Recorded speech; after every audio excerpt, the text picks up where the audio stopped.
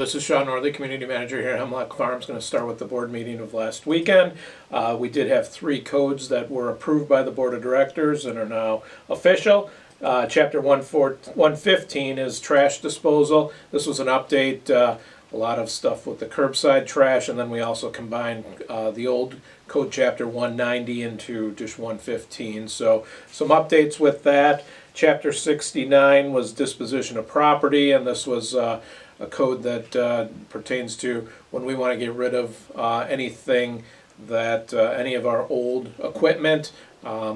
Last month in March, we asked the board to approve selling some of the vehicles from public safety as trade-ins, so that was approved.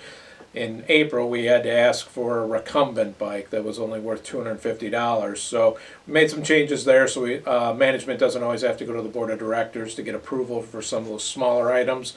That's for selling those items when we want to get rid of them and replace those. Then the other one is Chapter 118. This is recreation facilities, and this has to do with boats and motors on boats. And again, last year we changed the code to say no motors on any boats. Changed it back this year that if you do have a motor on your boat, you still can't use it in any of our lakes, but you could keep it on your boat, but it needs to be covered. There's certain covers that will go on them that would be approved by management, so that those people that have a boat with a motor could still use it on Hemlock Lakes, but not use that motor, have it covered. So those are the 3 changes that were all approved by the Board of Directors this month. We also finalized the props and how many props are going to be coming to the membership this July with the election. There's going to be 4. The first one is going to be a new pavilion at the Fawn Hill Family Park. There's going to be the deer management prop that we always have to bring to the membership. Then there's going to be a bylaw change proposition that talks about the qualifications to run for the Board of Directors. And then the last one is to take out elections as a standing committee. So 4 different propositions that will be come to the membership this July.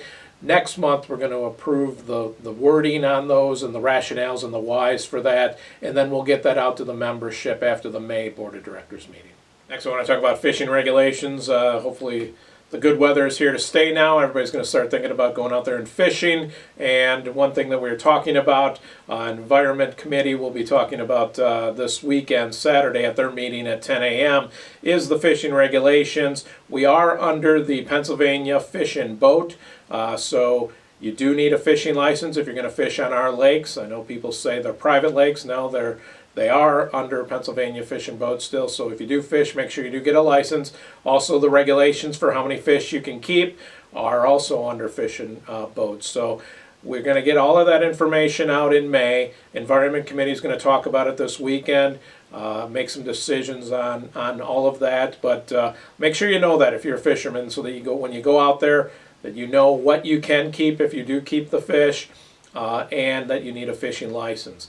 Another item that we're going to add this year is a JOT form that our communications staff has come up with, where we're going to ask members to tell us what they're catching out there. And this would be even if you're catching the fish and keeping them, or if you're catching the fish and releasing them back in. We want to know what you're catching, what types of fish, what lakes you're on, and how big those fish are. And this will help us determine what our fishery's like out there in the lakes. So this past fall, we did ask the board to add a fish survey for all of the lakes, but ultimately we decided not to add that to the budget because we don't know what the status is of our dams yet. And if for some reason we would have to drain one of the lakes, we don't want to do a survey before that might happen. So since we don't know anything with the lakes and the dams yet, we decided to put that on hold. So this is our own little survey where we can get the membership to tell us what they're catching, how big a fish they are, what lake they're on, and what time of the day that they're fishing. So look for that JOT form. It's going to be in a QR code, easy to use on your phone when you're out there fishing. We'll also have paper versions available at the administration office if you prefer paper, but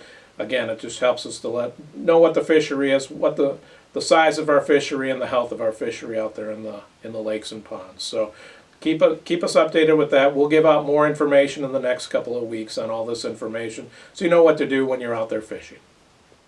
Earlier this week, we sent out an e-blast with Bill Durando, our Chief of Public Safety, talking about the Code Red system. And this is a new system that we're going to have here at Hemlock Farms. Some of you might already use this system with the county, where you get alerts if there's a road closed or if there's severe weather in the area. So check out that e-blast. Bill goes through a lot of the information on why it's important and what's so great about this system, and much better than the system we had that just called you to tell you if there was an issue.